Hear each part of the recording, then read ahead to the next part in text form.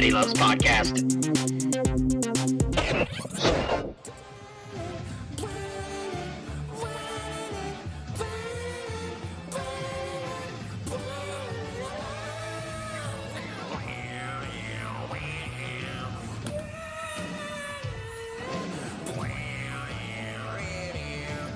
Welcome to episode 8 of Matty Loves Podcast. I'm your host, Matt D. Simone, and with me this week, as always, is Dr. Tom Lucas. Dr. Tom, how are you doing today, sir? I'm doing very well today, and I'm super stoked for this extra special episode that we have for everyone today.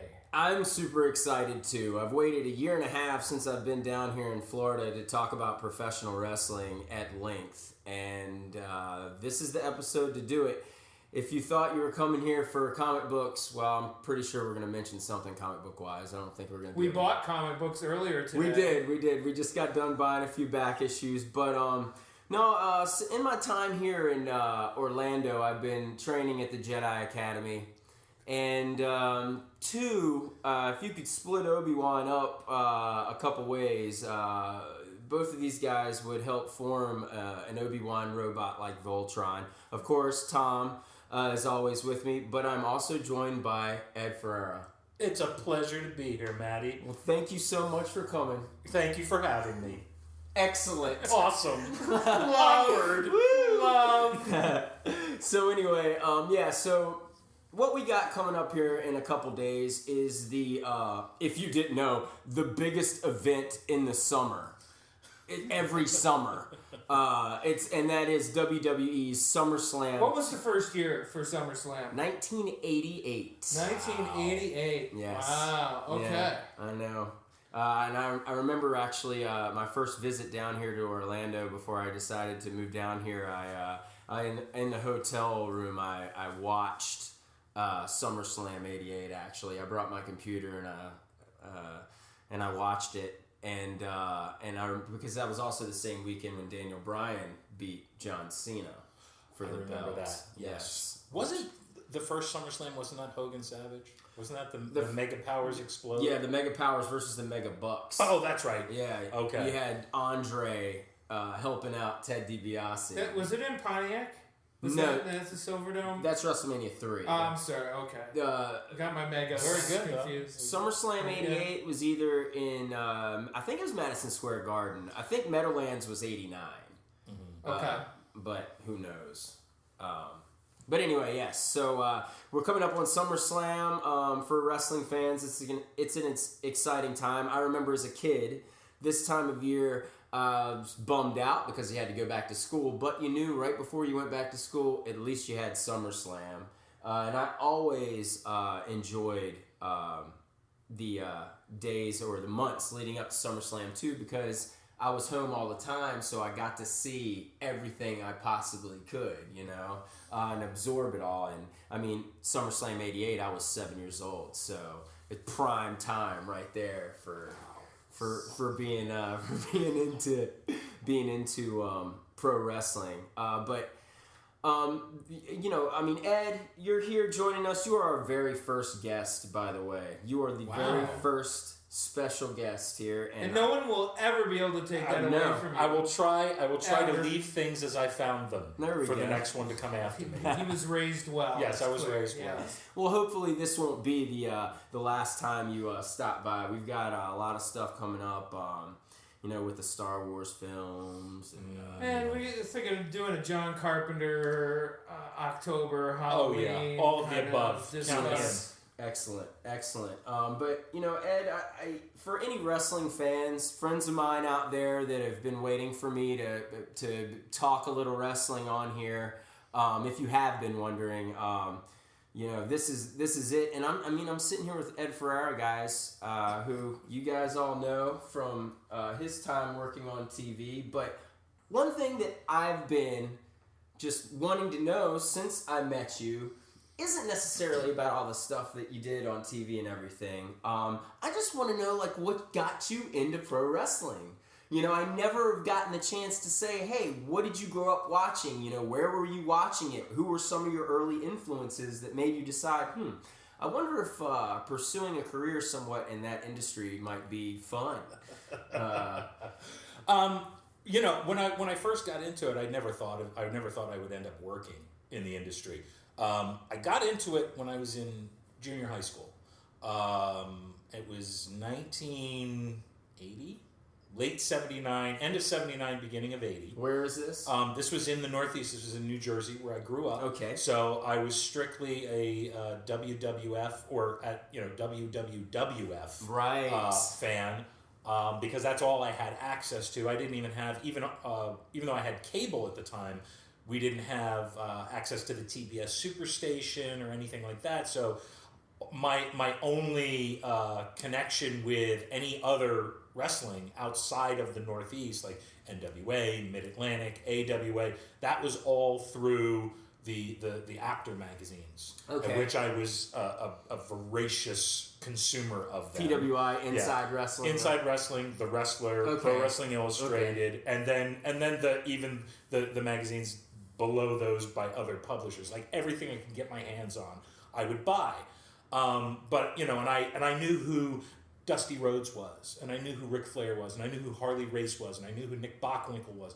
But I had never seen any of them wrestle. Right. Because I was strictly WWF was all I had access to, with one exception, because, I had the sickness. I was obsessed with it. Right. There was a Spanish station out of Newark, New Jersey, Channel 41, that on Saturday afternoons, they showed Lucha Libre. But it was not actual Lucha Libre. They just called it Lucha Libre. It was wrestling. But it was from the Olympic Auditorium in Los Angeles, and it was American pro wrestling. Right. So that was where I saw, like Chavo Guerrero for the first time. Okay. That's where I saw Tom Pritchard wrestle. Right. Okay. This was a territory. I think Roddy wrestled there. This was the old John Tolos, Freddie Blassie. Is this the NWA Hollywood stuff? This maybe became NWA Hollywood. You mean Championship Wrestling from Hollywood that's on right now? Well, no. Like, I mean, back in the day, like Billy Graham, he came from California, didn't right. he? Yeah. I mean, that's where he was billed from. I don't know. Okay. I don't know. All right. Well. Right. But this was, it was guys that I had seen in the After magazines, but it was different. But it was wrestling. So I was watching it. The commentary was all in Spanish. I had no idea what the hell they were saying, but I was just watching it. And also, the thing that I'm leaving out was this was a low wattage UHF TV station from Newark. I was in South Jersey. So I had to basically do the old rabbit ears and kind of hold the rabbit ears with one hand and stand on one foot. With a tinfoil hat and to get just enough of a picture that I could barely see what was going on. So I'm watching this through nothing but static and rolling picture, but that's okay. It was worth it. Right. Yeah, I think everybody has stories of trying to pick up some kind of signal or something. I mean, of course. It was UHF, whatever I was watching as a kid in Detroit, and I don't even remember. That was all UHF stations, which is rather quaint concept in today's world. I wasn't allowed monthly pay-per-views when I was growing up. Because $20 a month for a pay-per-view was just way too much money back then. But as compared to what it would be now, I guess. I had a rig on my television and my VCR to where I could watch all the pay-per-views in wavy clarity on pay-per-view through my VCR. Scramble vision. Yeah, scramble vision. Exactly. Yep. Exactly. So, that's how I used to watch Cinemax when I was a kid. Oh, yeah. About 2 a.m. when it got interesting. Yeah. Maybe you see a boob. Manuel 8 or something. In space. Yeah, in space. Yeah. That's cool. So you grew up early 80s, so you were watching wrestling before wrestling started to evolve into what we have now that is called sports entertainment. You were still watching the sport when you first got into More or less, like obviously kayfabe hadn't been broken. Like people weren't aware that it was, you had people that were like my father would say, you watch that fake stuff. But other than that, people it was like magic. People knew that there was a trick to it, but they didn't know how much, they didn't know to what extent, they didn't know how it was done.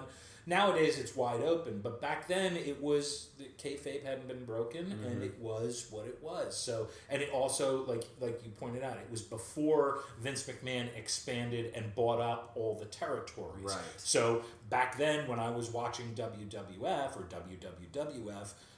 Because that was, they used to call it the Worldwide Wrestling Federation. In the back of my brain, there's this tiny little like spark going off. Like, I acknowledge that. So one of my roles in this episode is for the folks out there that are maybe not familiar with wrestling and its history and all that, and the terminology as well. So I'm gonna pipe in a little bit. So the territories, was it something where you establish an area and you stay in that area and you don't go beyond it, and there's like the business agreements, or was it like a gentleman's agreement?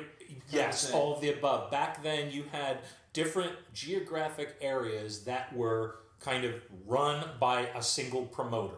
Okay. And the promoters all had agreements that they had boundaries, and guys would not, promoters would not invade other promoters' territory. Did they meet and decide these things? The NWA, the National Wrestling Alliance, kind of was that body that allowed them, because they were all part of the National Wrestling Alliance. Okay. But the thing that was interesting was, back in the day, you would have your promotion, you would have your territory, and you would have your top guy in the territory. But because you were part of the NWA, once, maybe twice a year, the NWA champ would come through your territory. So that would raise the houses, that would raise tickets, more people would come out to see, because people wanted to see the local guy, the guy who's the top guy in their territory, beat the champ. That's right. And, that would be Ric Flair. More than likely what would happen. Yeah. It's coming into a town and challenging the top sharpshooter, right? Right. But he still was our champion, because, we're NWA fans. He's the NWA champion. It's not like today where the champion's on TV every week. It was a special big deal. Right, yeah. And coming into town. See, and that's the one thing too, is, essentially what I consider myself a little bit of an outsider on this, is that I get acronym dizzy. Oh, sure. I look at all these various acronyms that always have a W, sure, because of wrestling, obviously, and I get really confused. And then also I have these snippets of memory growing up, because we're basically contemporaries, Ed, and I don't totally always understand the history, and then I feel kind of dumb, So I'm hoping to learn a lot over the next hour. Think about the people that are listening to us talk about like Firestorm and things. They're like, they don't remember the cartoon, but So I mean, I guess it's kind of the same thing. Well, what do you remember? Like, what are a few snippets that you remember growing up? Okay, I remember This is Detroit. This is Detroit. I remember spending the weekends at my dad's house, and on Sundays seeing guys like Sergeant Slaughter and the Iron Sheik, and Mount Fuji, right? Mr. Fuji, and that kind of stuff. Okay. And also, I remember this kid named Myron that was in my high school. Great name. Who was convinced it was real, and spent all 4 years that I was in high school with him proselytizing to everyone that it was real. It was really, really real. And he didn't understand how anybody would ever doubt it. And it was one of those things where you'd kind of be like, oh, Myron, what the world is gonna do with you? You're so sweet, naive, So I mean, I knew it was theatric, but just like with comic books, I did love the big characters, the big personalities. It's pretty outrageous.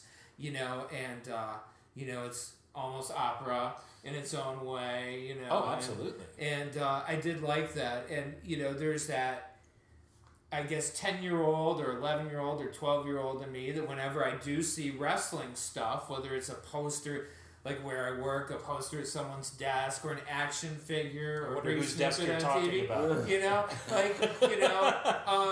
There's a part of me that's, it looks upon it very fondly.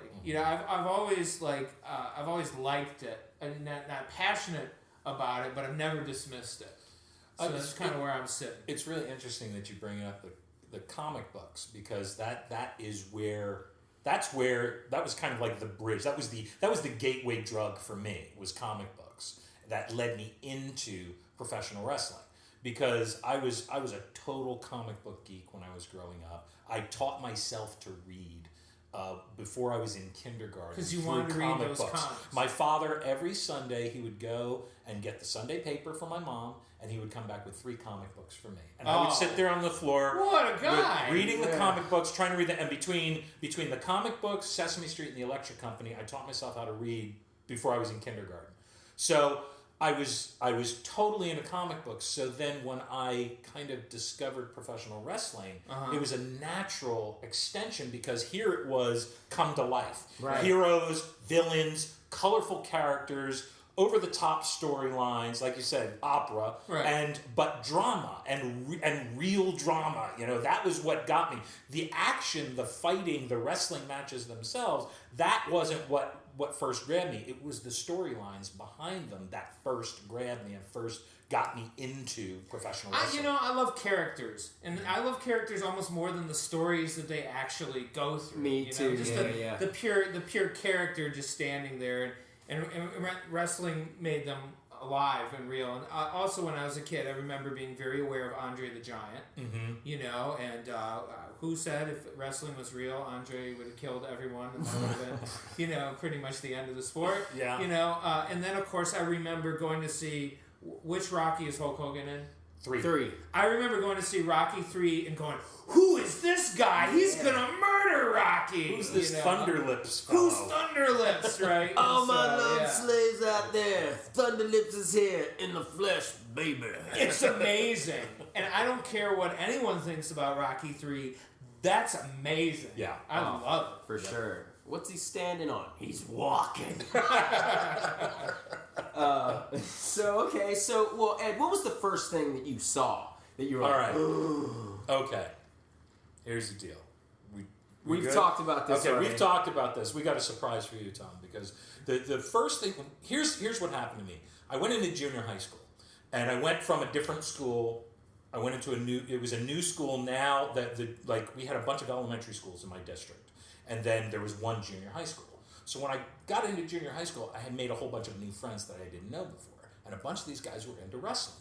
So I decided to give it a try, because every day I was hearing them talking about what was going on the show, and this was back in the day when wrestling in New York, New Jersey, was on at midnight on Saturday nights on Channel 9, which was wasn't even a network station, it was just an independent station. So and these guys used to go live every month to where I grew up. I grew up right next door to Asbury Park in New Jersey. So every month there was a house show. There was a wrestling card at the convention hall in Asbury Park. So they would go every month. So these guys were obsessed. So I was hanging out with them a lot. So I started watching it. And I started watching 2 weeks before or a week before the moment that made me a super fan, the moment that grabbed me. Okay. And it was it was a storyline involving Bruno Sammartino. I don't know if you've ever heard of him, but he was in the 60s and 70s the biggest box office draw in the history of the sport. He owned Madison Square Garden. He sold out Madison Square Garden more times than anybody. He was Hulk Hogan without the marketing campaign, basically. And really without the big personality. He was a very humble guy. He was an Italian immigrant, built like a truck, and he was very humble. And all the Italians in the New York, New Jersey area would come out to cheer on Bruno, right? Okay. So it was him, and then he had a protege, Larry Zbyszko. Okay. Larry Zbyszko was his protege for years and years and years. And at the time when I started watching, Larry had started saying that he was tired of being known as Bruno's protege, and he wanted to establish himself outside of Bruno's shadow.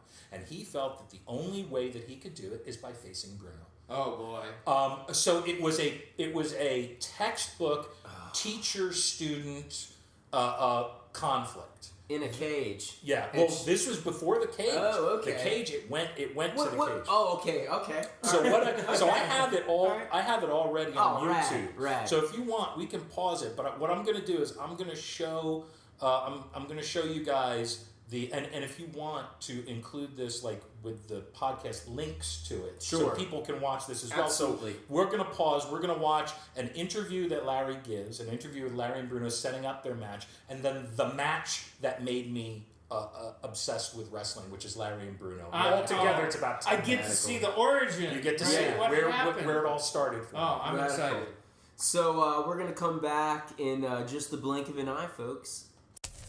Okay, so we just watched a little piece of wrestling history. Ed, you want to? So there was we were gonna. You thought we were gonna see the aftermath, and we didn't. So it got cut off. The video got cut off. Click on that link, and then I'll give it. There's a different link. I had a different link, so I'm just trying to shut this off. You're gonna get another link. So you're gonna have to talk us through it, though. Yeah, definitely. So, but so that match when Larry Zbyszko turned on Bruno Sammartino. That moment, I think I was standing in front of the TV when that happened because I just couldn't believe what I was seeing. And it wasn't that I was like, oh my God, I can't believe this is real. It was, but I mean, the fact that how much Bruno was bleeding at the time, it clearly wasn't fake blood. Right. He was bleeding because at one point, you couldn't see it here, but there was one point when he was laying face down on the mat with only his big nose holding his head up, but you just saw the blood just dripping, and he was in a puddle of blood. So at that point, I still knew, there's something fake about this. I don't know what it is, but the story, the drama, the build of that story with seeing Larry becoming increasingly frustrated with Bruno and seeing Bruno just getting Larry in holds and releasing him. Yeah. And just the build of that, the drama, that is what grabbed me. So it was kind of like, who wouldn't snap? Right. He's trying to prove himself, and it's like he just keeps getting swatted down. Exactly. Like, come on, stop being silly. You're not even close to my level. Right. Whoa. Yeah. Boy. So what did you think of it, Dr. Tom? Having just seen it for the first time. By the way, real quick, you want to know why I call him Dr. Tom, right? I thought he's considered a doctor in several states. No. Oh, Dr. Tom Pritchard, the doctor desire. Okay. All right. Anyway. Well, I didn't even know. Yeah, that's where that came from. It flowed so smart. No, well, that too. Yeah. Okay. Well, so of course. Two things. First of all, I loved the interview because it was so understated and well performed and very human and very different than a lot of the bluster and bombastic kind of stuff that I associate with. More, I guess the more of the modern wrestling product, and even go back to the Hulkster and all that stuff. They're two guys and they're talking, and it's like this really, really very human interview. And then my first question is what happens to Larry after this match? What were the sequence of events after? Okay, after this match, Larry was the most hated guy in the WWF. Okay. All right? Bruno went for lack of a better term, Bruno kind of went into depression. Bruno was heartbroken at what happened, at the fact that what Larry did to him. And Larry, at this point, started, because Bruno's moniker always was, Bruno was the living legend. The living legend. So Larry started calling himself the new living legend. And Larry wanted a match with Bruno to put the final nail in his coffin. And Larry every week was calling out Bruno. Finally, Bruno said, "Okay, I'll wrestle you, but you're not going to like it." And then I don't remember if they had just a regular. I think they had a match at Madison Square Garden first. Okay. And the end of that match was inconclusive, of course. And then they came back. That summer where they did like a super show at Shea Stadium. Okay. And they main evented Shea Stadium. They sold out Shea Stadium, and it was a cage match. And that's where Bruno finally beat Larry. I think they probably had like 2 matches before that. How long was Larry Bruno's protege?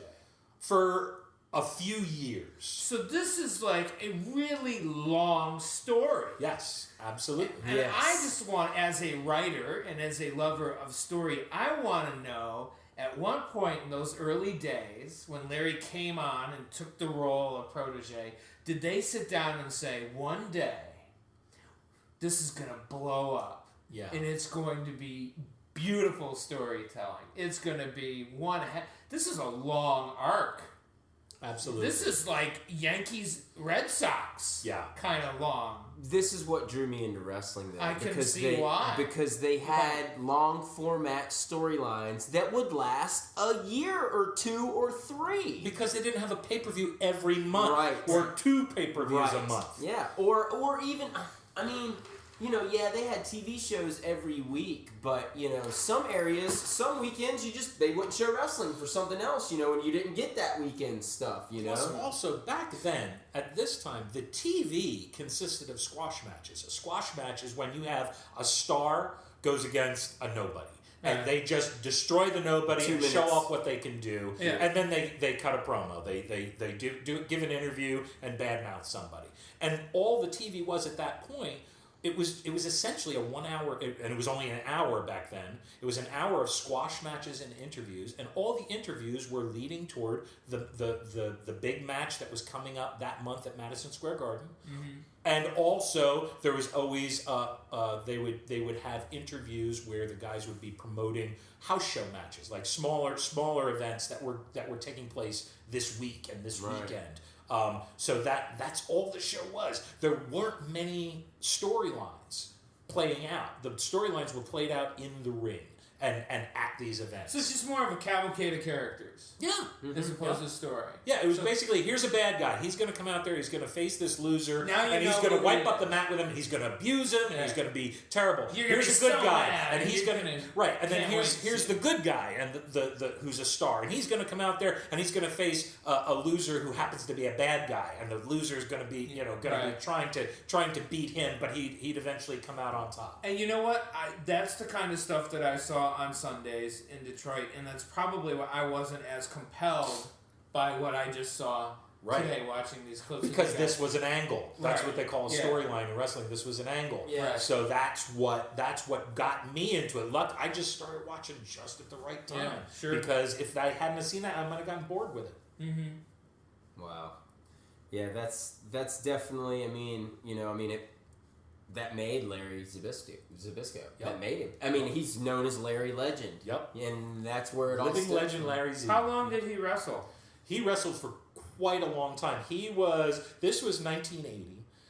He wrestled in the WWF for a while after that, for quite a few years after that. Then he moved on to the AWA, which was in the... That was your region. That was your stomping grounds. That was Vern Gagne, his territory. Minneapolis, that whole area. So he wrestled there for probably, I gotta say, maybe a decade. Yeah, he was there for a while. And then he went to NWA/WCW. 91. And he wrestled there. He was in the Dangerous Alliance with Paul E. Yes. And then after that, he was a commentator on Nitro. And he'd have a match every once in a while. He came back. He wrestled Scott Hall. Regal. And Scott Hall. So what is that, like 30 years? Yeah.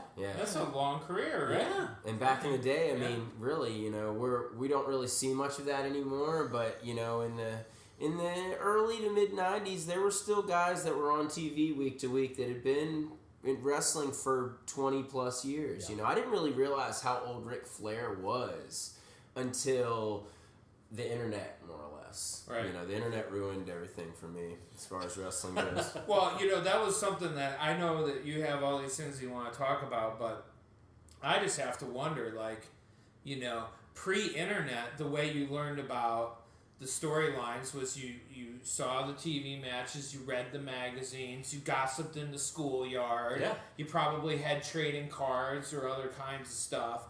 You didn't have so much content, which is, with the internet, sure. How can you even, to me, just the mystique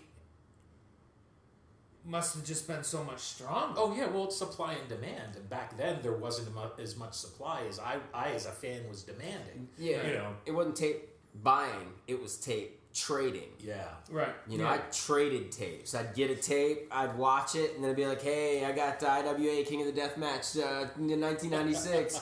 Does anybody have the history of the War Games that they want to trade me? When you say the internet ruined everything, I can see why, because it's just too much is available, too much is out there. Well, plus also we had no idea. Plus, we had no idea really how it worked back then, and now on the internet everything's wide open. So that kind of takes away a little some of the magic from it. And bringing things like to the current stuff. I mean, the past 10 years of pro wrestling on TV is just mush for me. It just seems like I've watched the same thing week to week to week to week, and there's only some few exceptions that change things up enough to where I watch and be like, this is why I come back to you every single time. I mean, it's the truth. We'll get to that here in a second. But I'd said earlier, this is getting to SummerSlam weekend here. It's an exciting time for wrestling fans. For you, when the SummerSlams first started, were you still on it as far as when SummerSlam 88 happened? Did you find a way to watch it? Because it was still, I don't know if it was pay-per-view yet. It might have still been closed circuit. But did you, eventually see the tape the tape? That was what it was. Right. I would wait for the Coliseum video release of all their pay-per-view events, because when I was little, we didn't have the money for pay-per-view. Right. I watched, although when I did watch pay-per-view, did you ever, when I was in college, did you know somebody that always got it? No. Yeah. I was the guy who was the wrestling fan. So when I was in college, what we would do is, because where I went to college was in North Jersey, and my parents' home was in Central Jersey. So on weekends when there was a pay-per-view, I'd get a few guys and we'd hop in a car and we'd drive down to my parents' house. We'd watch the pay-per-view. My mom would cook for us, and then we'd go home at the end of the night. Right. So I would watch the pay-per-views then. But before that, it was kind of hit or miss because I didn't have access. Sure. We didn't have the money to get the pay-per-view, so I would wait until they would come out on video, and I would rent the video. And big watch bricks, those huge boxes that they came in WWF magazine, and be like, available next month for $49.95. Yeah. Well, it's 3 hours of wrestling though. So. It's like, do you have 2 VCRs? Yeah. Yeah. So okay. Well. Yeah. That was kind of the same way with me. I just wait until they showed up on the racks of the video shop. But for pay-per-views, when I was growing up with wrestling, pay-per-views started to become occurring a lot more. We went from. When I was first watching wrestling, I started watching around 88, 89, and you had for WWF, it was Rumble, Mania, SummerSlam, Survivor Series. Yep. Were all those always available in the home? Or was it because when I was in high school, I remember going to see Closed Circuit. Yeah, that's how it started. In the early 80s, it started with the first WrestleMania up through probably 3 or so. Big cities, they'd say, come to the arena and watch matches. Yeah. Closed circuit, you'd go to a big theater and they'd broadcast. Right. Yeah, and that was the way it was. For me, we didn't end up getting Viewer's Choice pay-per-view until the end of 1989, and that was my very first whenever I want to watch wrestling taste, because they ran leading into Thanksgiving night, their Survivor Series 89, every 30 minutes or so on our pay-per-view channel, they would give you the little 10-minute, Gene, here's a rundown only on a pay-per-view basis. Call now. And it was all the promos. Yeah. And it was Survivor Series. And they had everyone in all the promos. So you get the whole cavalcade of characters from the WWF at that period of time. Yeah. And I'm like, Rude's Brood, what? That dude looks like my dad. It was crazy for me, and to be able to get all that, right away. I was playing football. One of the assistant coaches was a younger guy. He watched wrestling all the time, and he was the one that got me into it, more or less. Told me how awesome Ric Flair and the Ultimate Warrior were. And I was like, really? Those are it? And then I saw him and was like, oh my gosh, and just lost my mind ever since then. But yeah, so SummerSlam for me, my favorite SummerSlam was SummerSlam 90. It was the third SummerSlam, and main reason I dig it so much was because I'm a Philadelphia sports fan. Spectrum. it was the very first. I was like, wait, they wrestle in Philadelphia, you know, and so I'm like, wait, this is in Philly, so this is like a home team kind of gig here, you know. So that was my very first experience with like a Philadelphia pay-per-view, and it was in the Spectrum, and I, you know, and up to that point, I was a fresh like 6-7 months into reading the magazines and watching everything I could get my hands on, because I had ESPN, and during that period of time, that was right near the end of like, you know, World Class had transitioned into USWA into like GWF. But see, I can't even begin to process this. You know, I'm sitting next to you. We're gonna do a pop-up audio version. And I know you've like done some stuff, and I really, as a friend and a colleague, I want to really be able to understand it properly. Like if you played for the Red Wings, I would know what years, and I would know all your stats and all that stuff, and I just get so boggled by this alphabet thing, man. I don't know how you guys do it. But it was wrestling. ESPN used to show wrestling from Texas. Sports Network. Yeah. ESPN. Yeah. Okay, we'll start there. Electronic Sports. Programming Network. I think. Right? But so anyway, I'm digressing like crazy here. But yeah, so SummerSlam 1990. Do you remember it?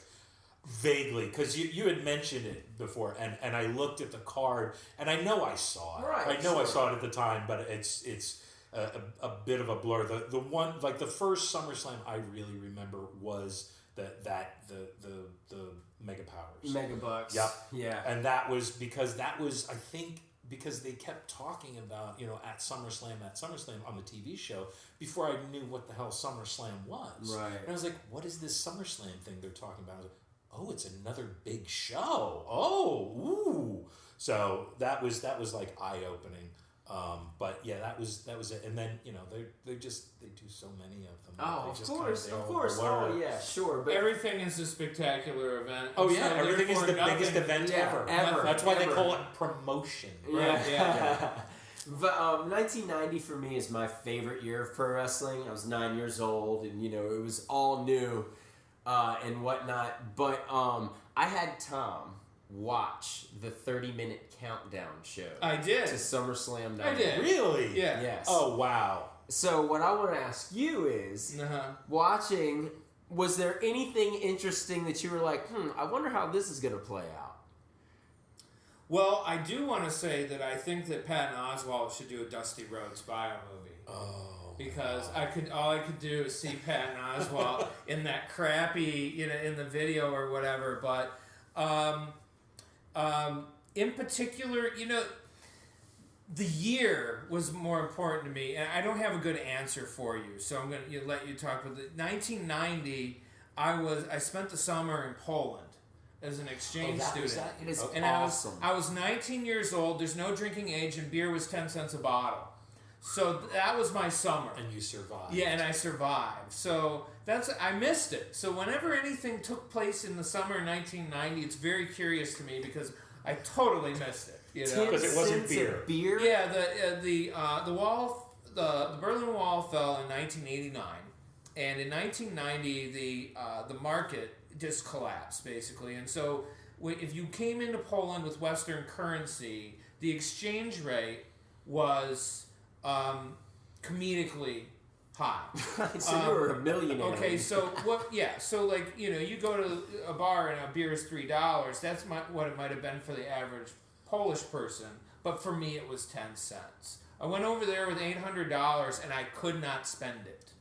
Okay, we would go and have steak dinners across the street from the dorm at the Holiday Inn, which was a 4-star, and we would have filet and champagne and dessert, and it was $1.50. Okay. Oh, wow. We couldn't do it. So you were just tipping them like.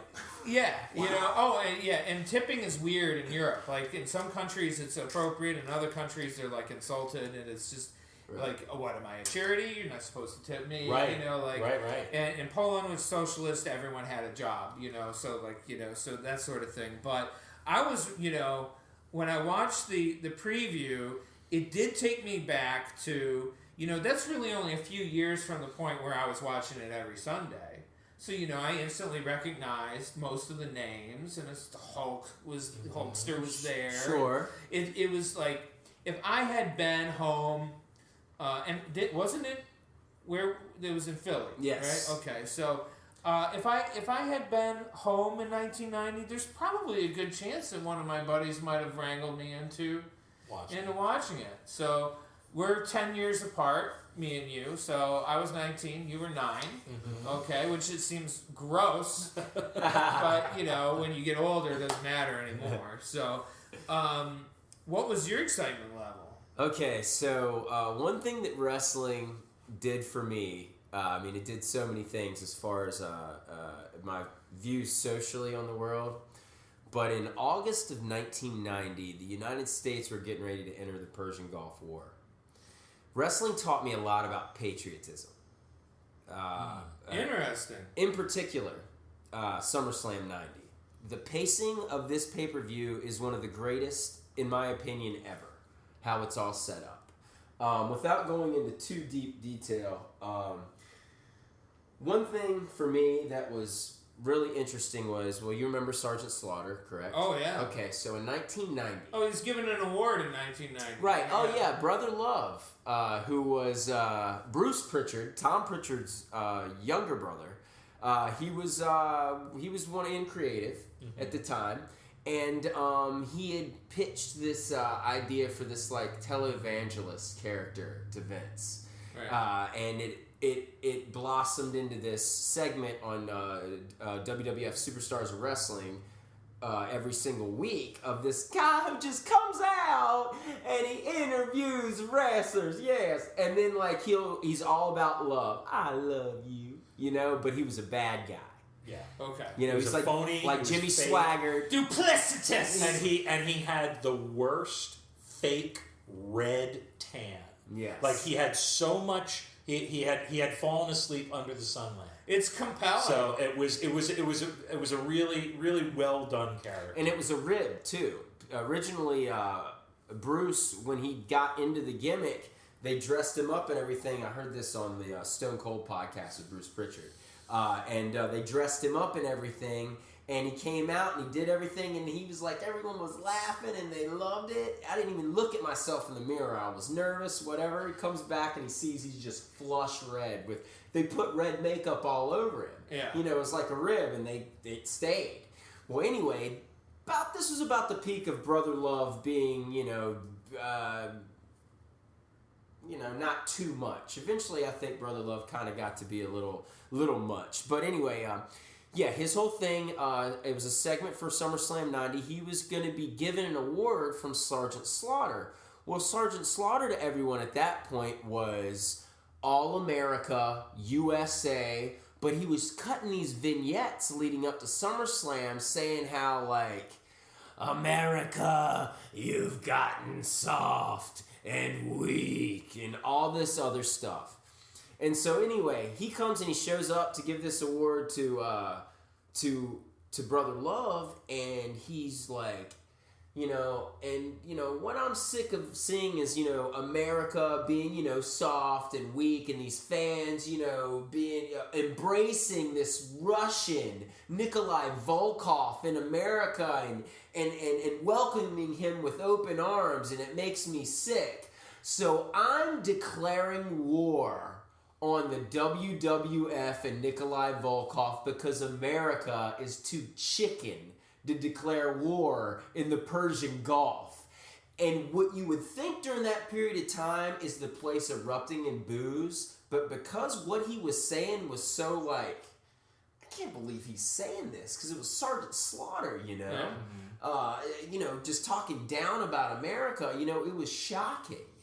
And near the end of the interview, everyone starts to, give him shit or whatever. But for me, I was just like, oh my gosh, why would anybody in America say this? Because I'm 9 years old and I'm asking my father questions about it. Like, what's going on over there? What's the deal, And then, of course, I'm trying to wrap my head around it as much as I can. So they get done with this interview. Boom. Very next match, the Orient Express versus Hacksaw Jim Duggan and Nikolai Volkov, who he was just talking about. And they're like, All America, and that place is going insane with patriotism. Screw the action, man. It's full on USA after everything Slaughter had just said. So Slaughter just totally like lobbed up a nice big soft pitch. And that's the beauty of pro wrestling. Boom! Yes. Right in the crowd. Precondition the crowd. Precondition the crowd. Yep, and Duggan and Volkov beat the shit out of them. But that was the job. That was their, Orient Express's job to go out there and take it, to bring everybody back on, because, like I said, that interview I think it shocked the people a little bit, but they were so smart to bring them just right back up. So for me, I think that out of the show, that was the most important part, aside from, Ultimate Warrior and Rick Rude in the cage. But I just, that's just one of those examples of pro wrestling, like, teaching me about stuff, about life and whatnot. Do you remember that period of time? I remember. My memory clearly isn't as sharp as yours, but I remember when Slaughter first came around, he was a heel. But he was. Then he changed. Then he went babyface. G.I. Joe. Yeah.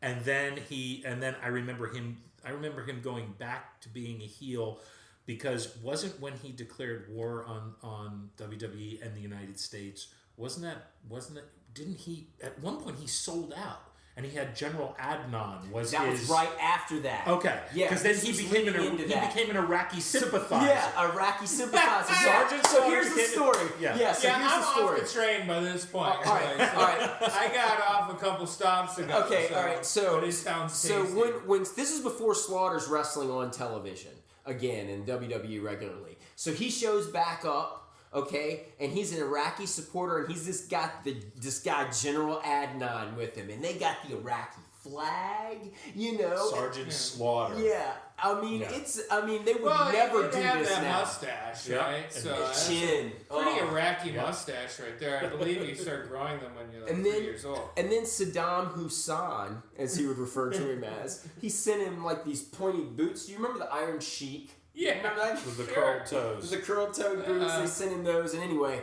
a few months later, I really started hating Sergeant Slaughter at the Royal Rumble when he beat the Ultimate Warrior for the WWF title. And that was crazy because A, that was the first Rumble where they had a WWF title match. B, Slaughter's the WWF champion. Plus I was heartbroken too because Macho King, whatever, was the one reason that Warrior lost that match, and they were my two favorite wrestlers, and now they're fighting each other. It's like when Mom and Dad fight. Yeah, I was torn. And then at WrestleMania 7. The preview bit where he was basically talking behind his belt was pretty awesome. Yeah. Oh, Warrior? Yeah. Oh, man. He's basically, the belt is just talking. Oh. And occasionally he's peeking he's out. holding it up? It was, he's in the cage. He was talking from behind the cage, and the belt is draped over one of the crossbars, and he's kind of hiding behind it. It's almost like the belt is talking to you for a little while. And then occasionally, like an animal. It's sort of... Did he have the headband on? Yeah. Okay, yeah. Right, so you'd asked me what were some of the things that had struck me about it, and I didn't really answer that question well, so I wanted to put that little piece out there. Oh, man. To prove I'd watched it, so you didn't think I was lying. Yeah, no, I would never think that. He was talking to me about the Warthog. Earthquake. Oh, well, yeah. Well, yeah, we were... Matt and I were chatting briefly online while I was doing my homework, and I was like, oh, the Hulkster just got teabagged. Oh, my God. That is so nasty. And yeah, it was the Warthog. Earthquake had a pretty ugly finisher. Yeah. And I was just him in that blue was rough enough, Once he started wearing the black, his appearance was a lot more easy to take in. Yeah. You're working, and not the way... The lingoist way, right? But it's a collaboration, we'll say, right? Absolutely. And if I'm collaborating with someone and they say, look, at the end of this, I'm going to shove my crotch, my sweaty crotch in your face. What do you think? How does that end up being, like, accepted practice. And then you know what? It's funny because that is like in wrestling being a common accepted practice. Yeah. You know, I mean, gosh, you had Earthquake doing that, and then Yokozuna took that to a whole new level. Well, you've also got the guys. You know, when they come up with finishing moves like that, they're doing it on the guys who are low on the totem pole at first. So those guys, they don't have anything to say about it. Yeah. So by the time they work their way up and they're facing the champ or facing a main eventer, you know, that finishing move is over, so that's part of it. Welcome to wrestling. But they usually have two different ways they can do the move. Like, for example, Mick Foley used to have this move where he would call it the mandible claw, where he would take his two fingers and he would stick them in the guy's mouth and kind of like make it like he was choking him out. Yeah. So then he developed this thing where it was this puppet that he had called Mr. Socko, and he would put the sock on, and then he would do the mandible claw with the sock. Well, Mick always would say he would have two versions of that. One would be the version for the guys, like the main event guys, where he would kind of use a new sock. Uh-huh. And then when he was wrestling against guys who were kind of lower on the totem pole or guys that he wanted to rib, maybe it was a sock that he had worn. Okay. And that sock was going in the mouth. I know about paying dues. You gotta pay your dues, right? So there's a price of admission to everything, right? Sure. And it might be huevos. Yep. Huevos in the face, It might be a sock. Yep. Right, so yeah, that's pretty amazing. Matt, so you were I think you were at SummerSlam 7. No, just to cap the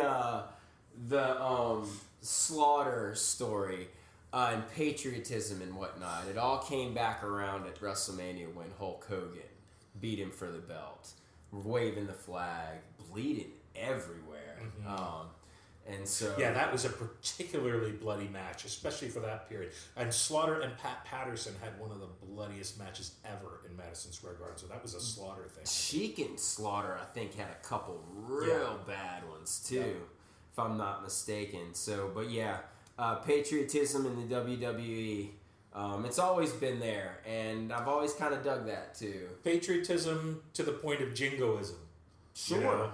Because I mean, you could say that it's the WWE and WWF would really exploit the patriotism to the point where, you know, anybody who's not from the United States is an evil foreigner. Right. So, I mean, you know, there's... Well, it makes for convenient villains. Absolutely. You know? And it makes for a really easy chant. USA. Yeah. USA. Yeah. Well, and going back to the beginning when I used the opera comparison, which I know is completely unoriginal or whatever, but when you're broadcasting big, conceptually you have to be very simple. Yeah. Right? Big ideas that don't have too many broad strokes parts. And bright colors. Right? Broad strokes and bright colors, because that is how opera works too. Opera is about things being big so that you can see them from the background. Right. You know, so opera today. The record store, there's a guy that called in. Yeah, you got any opera? Really? So, yeah. So, do they carry any opera over there? I don't know. Okay. I know, I've known 2 opera singers in my life, and the one, he would go in, he worked for a beer company, and he'd go in on St. Patrick's Day into bars and sing "Oh Danny Boy," and I defy you not to break down and just sob for hours after this guy would sing "Oh Danny Boy." Oh my God. And then there's a guy that I used to work with down here in Orlando who's in the Orlando rep. You never know that he was an opera guy. Wow. Yeah. So anyway, it's got nothing to do with wrestling or comics or anything. So just thought I'd just move on. Thematically, it does. Well, we're gonna jump forward now. The last thing I kind of want to just talk about is this weekend is SummerSlam, and I'm pretty sure at this point right now we've got the entire show. I think 8 matches. That's a lot, but not for a 4-hour show. Well, yeah, that's right. It is 4 hours. Yeah, that's right. It is 4 hours. There'll probably be more. I mean, if there's anybody who's not on there, they'll be on there by the time the show rolls around because they're trying to give everybody a Which match is going to last a minute? Any of them? The quickest match? Yeah. Ooh, man. What's going to be the squash? that they couldn't do that. I wouldn't do a squash in the main event in Brock and Taker because of the fact that that is going to be the main event. And one thing that WWE prides itself on is it's not what it used to be like when Tyson was in the main event at pay-per-view. You're paying $50, $60, whatever, and you're getting a 30-second match. Right, exactly. I don't think they'll do that, especially with this kind of a build. I mean, they could because, to be honest, they're giving it away. SummerSlam is free. WWE is free. The network is free this month, right? Because they want people. They want to draw people in. This is free. What they do is now they do all the pay-per-views they do on the WWE network. Okay. And what they're doing is they're giving away the WWE network free this month for new subscribers. And after that, it's $9.99 a month. So is that available on my local cable provider? It's available. Internet. Internet. See, I have it right here on my PlayStation. So I see that you have the app. I need this. Loaded in right there. So do you just roll this PS3 all day, Ed? Is this like how you do your entertainment? Well, pretty much because I cut the cord a long time ago. So I get Hulu Plus. I watch stuff on Hulu. I watch stuff on Netflix. Sometimes I'll buy things on Apple TV on the iTunes store. But that's pretty much it. I don't have cable. Do you ever watch news? I get it on the internet. Okay. Yeah, I should cut the cable too. I cut it years ago, and I don't miss it at all. Because anything I want to watch, I can watch. It's inspiring. Yeah. I used to do that too. I'm just so scared to. I don't know why. I live by myself, and I just try to immerse myself. And you're watching El Rey all day long. How could you? On mute. On mute. Do you watch Lucha Underground? Are you hip with the El Rey? See, that's the one thing I wish that I had cable for because I would love Lucha Underground, which is another wrestling show. Yeah, I didn't know if we were going to get to Lucha Underground, but Lucha Underground is something that the WWE can watch and be like, that's interesting. Yeah. We have a lot more money than they do, and we could make this really good. But they would have to. The problem is 3 hours on Monday and 2 hours on Friday. They can't produce. They couldn't produce it that much. If they had an hour a week, absolutely. Even if they had 2 hours a week, yeah, they could. But they've flooded the market with their content, and that's why we're seeing matches on Monday nights last 3 segments. Because they've got to fill up 3 hours. Right. And what is it doing? It's people are clicking it off. People are going away. There has not been a Monday night where the third hour wasn't a drop from the second hour and the second hour a drop from the first hour. And not just that too, but one thing that it's just gotten worse and worse over the years, I think, with the live show is Raw is guaranteed you're in for a treat if right away it's a match.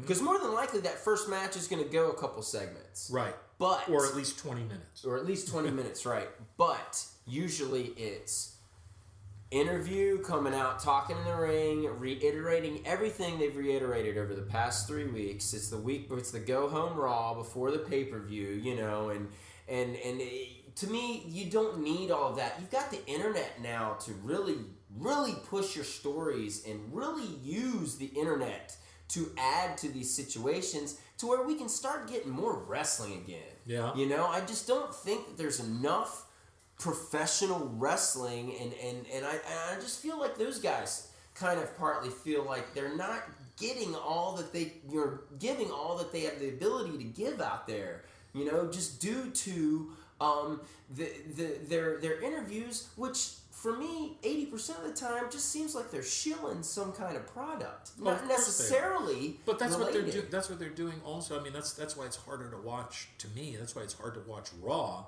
And that's why I enjoy watching NXT, because on Raw, even when there's a match in the ring, what are the announcers talking about? They're talking about everything but the match that's in the ring, because they've got 600 different things they have to sell. Whereas you watch NXT and NXT is one night a month, right? No, it's once a week. It's once a week. Wednesday nights, but it's only an hour.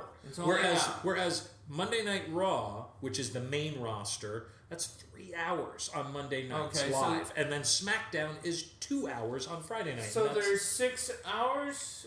There's 5 hours of main roster stuff every week, and that's not counting the main event, which is a syndicated show. Right. But that's how not how is someone even? What's the entry point?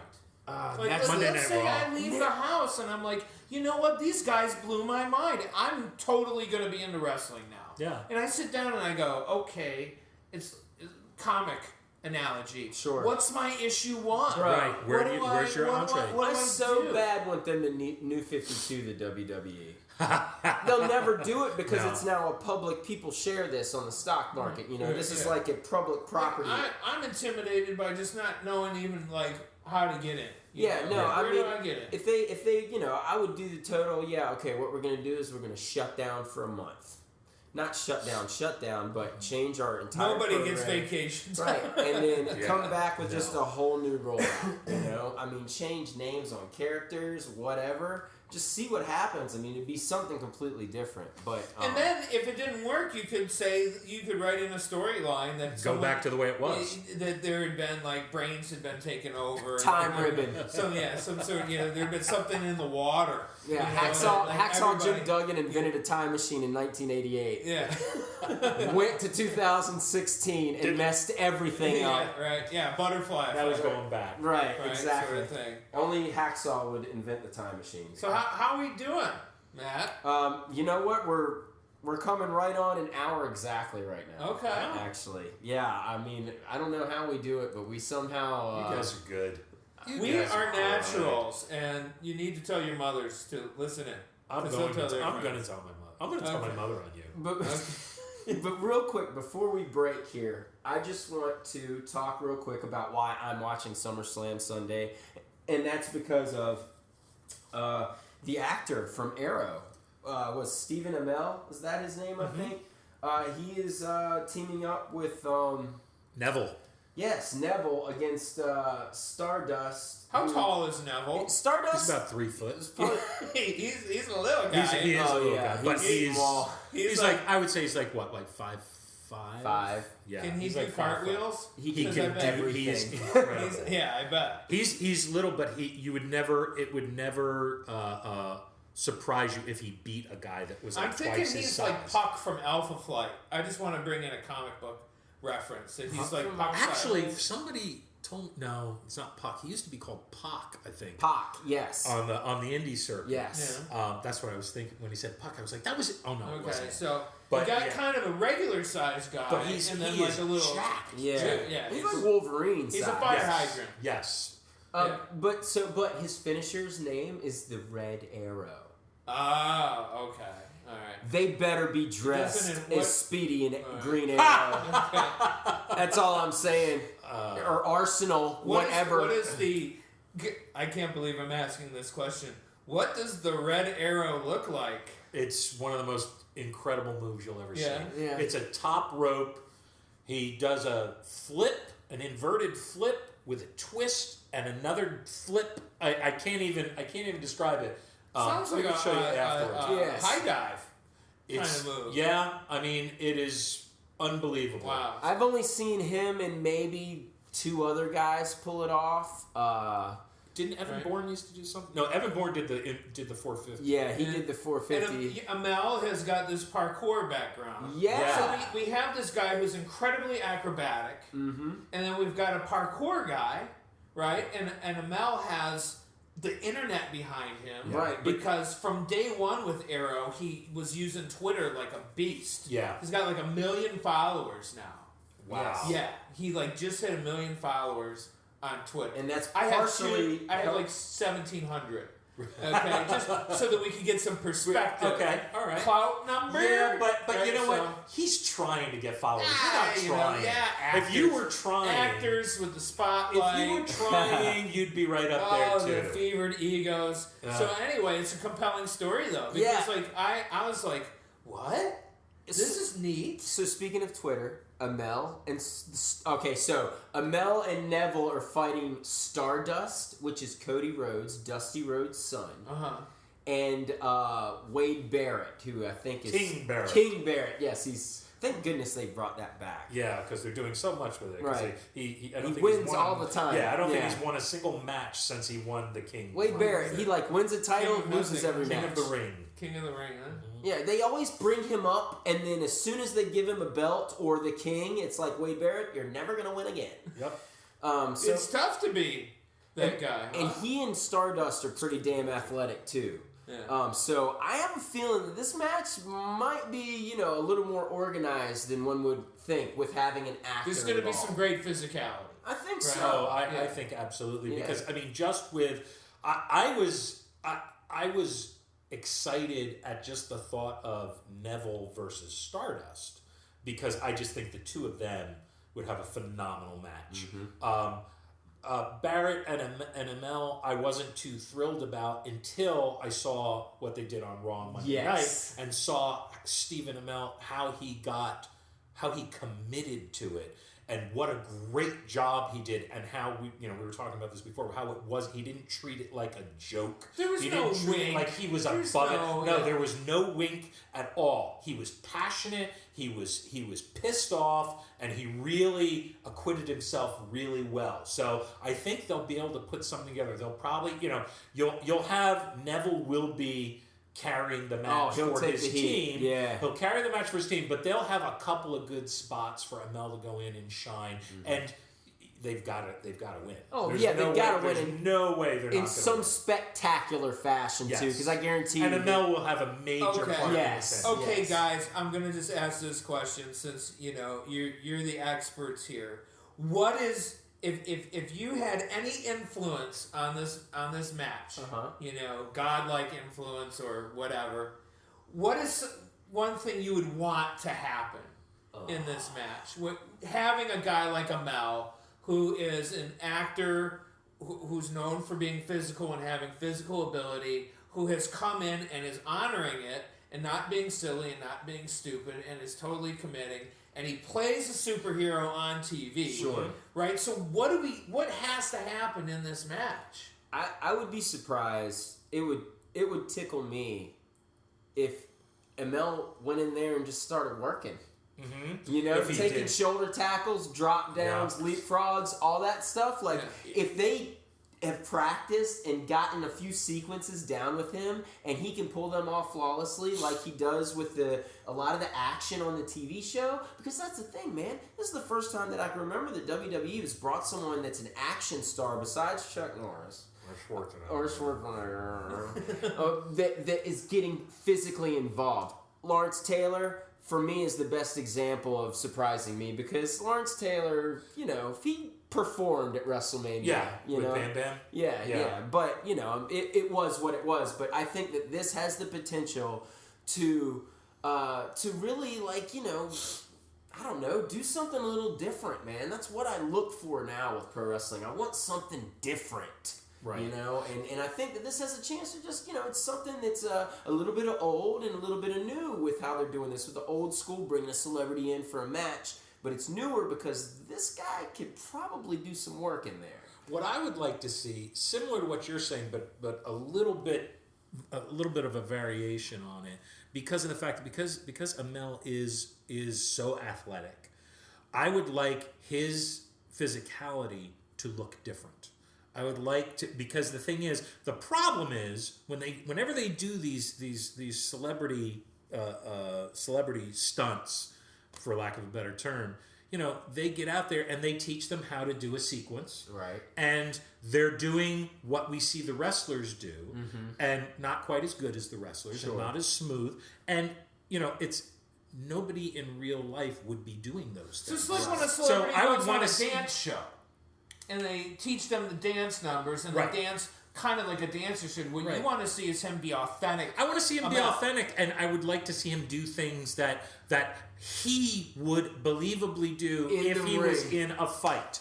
And make it believable, because everything he's done so far has been very believable, so let's keep going with that. Right. I don't want to see him doing arm drags. No. I don't want to see him whipping guys to the ropes and doing back drops and stuff like that. I want to see him fight, because he's not a trained wrestler. And that's the other thing, so often you have these celebrity matches where they get the celebrities involved, and they're not wrestlers, but yet they can hold their own with the wrestlers. Sure. And what that does is, to me, that brings the wrestlers down.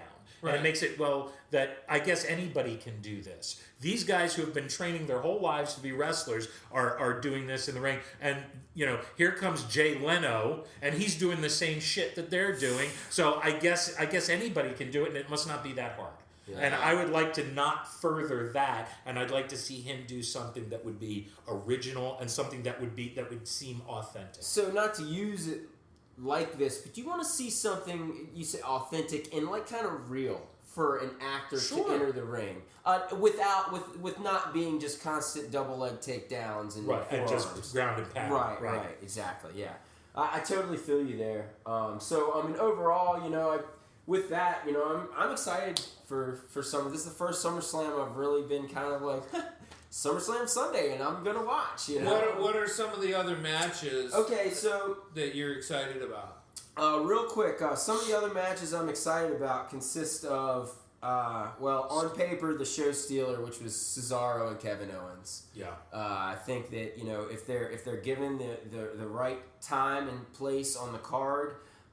That's probably what everybody's going to go away talking about if the Neville and Mel deal doesn't work out as well as we think it will. Other than that, every single match on this card you can watch every Monday. Really? Well, except for Brock and Taker. Except for Brock and Taker, too. Unfortunately, we've already seen that. And for me, that match did not... So, I've seen Brock do his... AMA stuff. MMA, right? Okay. Did he box as well? Never. No, I don't think so. Did he wrestle then AMA? Now back to wrestling. Amateur wrestling, pro wrestling, MMA, pro wrestling. MMA. Yeah. Okay. So, what the F is up with Brock Lesnar? He's the real deal. He is. He is the real deal. And the thing is, that's what they kind of, WWE kind of discovered him. They brought him in. They trained him, and he was a phenom when he started working. Right. Then he left. His contract was up. He was done. There was some hard feelings, whatever.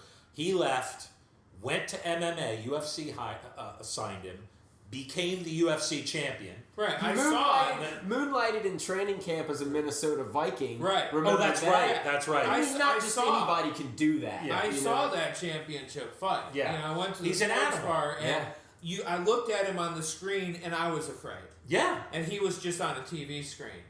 I mean, oh my God. What a beast of a man. Scary. Yep. So has he just had kind of like a hard time settling?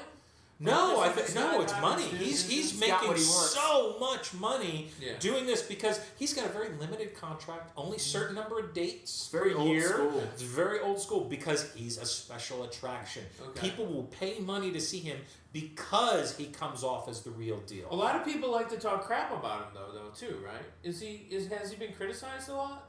I guess, but if he gets criticized, it's only because he's a pro wrestler now. Yeah.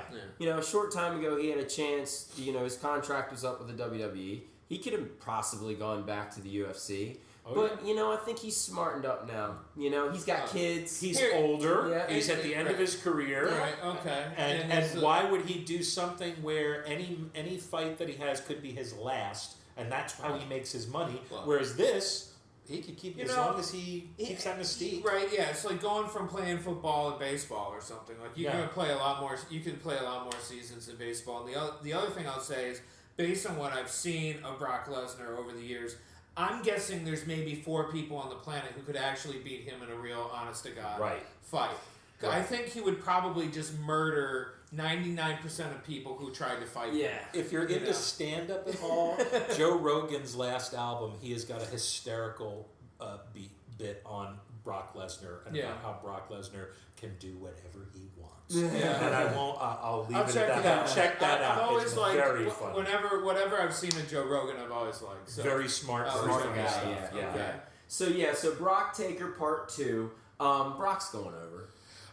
See, that's the thing. I that's what I would do, but the story here is The Undertaker is coming back for his retribution. The Undertaker has returned. Really? And Undertaker hasn't wrestled a match since no. He wrestled a match at WrestleMania against Bray Wyatt and won. But then he wrestled. The story here is Undertaker had a streak. Every WrestleMania, he had never been defeated. Nobody had, and it got up to 21-0. 21 years. Nobody had ever beaten Undertaker at WrestleMania. Theoretically, the Andre the Giant of the WWE from about 1994 on. Okay, yeah. And it became a big deal because a few years ago, Undertaker kind of retired from active competition, and he would only wrestle his WrestleMania match. And he would win. And he would win. And he'd always fight someone cool, you know?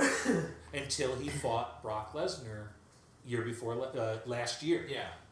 And Brock Lesnar beat him. And it just sent shockwaves through the wrestling world. 21-1. Yes. That's right. Yes. Brock is the one. In 21-1.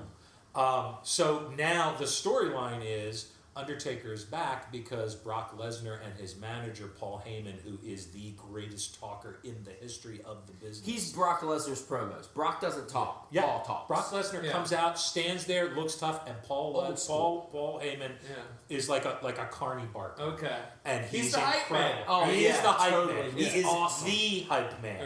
All right. But the whole thing is Undertaker's back because they've been running their mouth and talking smack about how they retired the Undertaker and how the Undertaker, they broke the streak, and now Undertaker's coming back. So I would like to think that Brock will go over because Brock is where their money is. Undertaker is not going to be Undertaker's regular. the past, right? But he's also, even if he won, so Undertaker would win, and then we wouldn't see him again until the next WrestleMania. Whereas Brock is still an active member of the roster. What does Undertaker? You said he's retired, but does he do any broadcast or does he? Nothing. He just completely. He keeps that mystique. It's brilliant. Man. It's absolutely brilliant, and he's got the best entrance in wrestling.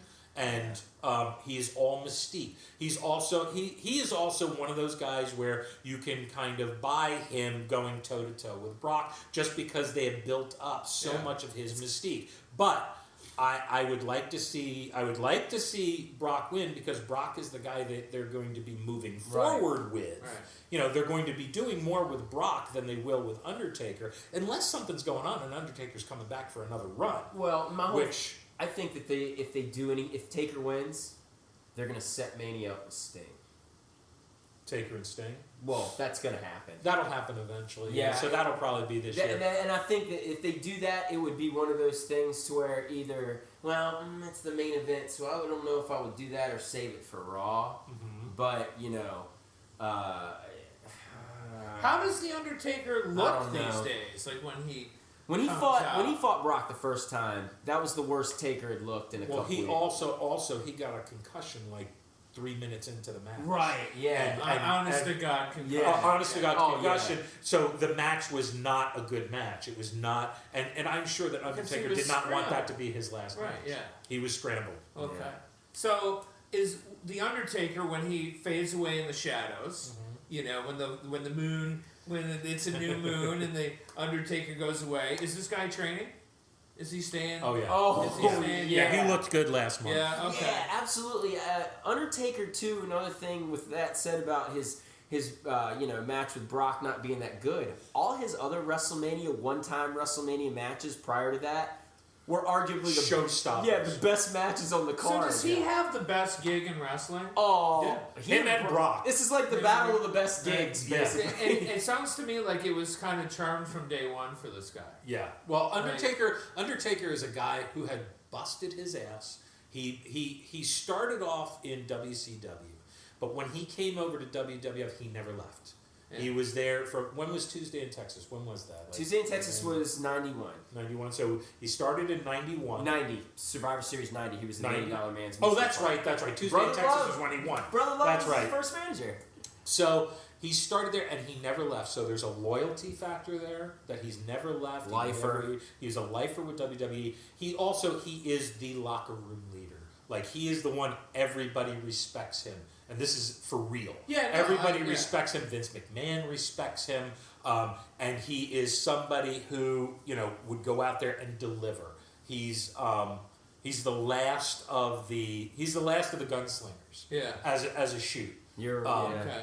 And he's just it's the sort of thing where he's earned his position. Man, I like that. No pun intended. He sounds like he sounds like solid people to me. Yeah. So nice. Well, excellent. Well, on that note, I hope all of you take time out to maybe read up on this weekend's events. It's free, so if you guys want to check it out, you can. I know I will be. I will be. Yeah, Ed will I be. think I'm going to too, man. Awesome, man. Awesome. All I need to do is get on the computer and go to what? WWE.com. Yeah. WWE.com. And sign up for the WWE Network. Okay. And it's free for the month. Okay. And then, if you don't want to continue, just make sure you let them know. Right. Yeah. Okay. So. And I would just like to say that we could probably go for another 4 hours easy here. This was good. So let's do it again sometime. Right. So Ed, and for our listeners, we're going to do some kind of John Carpenter thing at the end of October. You must. Right. So okay, I totally will. Ed will be back for that. I'm gonna have to watch some movies. Or just think back of your favorite movies, and that puts you in the October spirit. Hell yeah. And we've got kind of a Star Wars thing sort of planned out that we want to do that we're going to probably I'll be around. We're going to drag you. I'll be with all of my Obi-Wans for that one. I have a feeling. So sweet. Yeah. So. Well, that's going to do it for us here in episode 8. Ed, thank you so much. Thank you for having me, gentlemen. It's amazing. I appreciate it. This was fun. And you guys, we'll see you next time on Matty Loves Podcast for Dr. Tom Lucas and Ed Ferrara. I'm Matt D. Simone, and we will see you soon.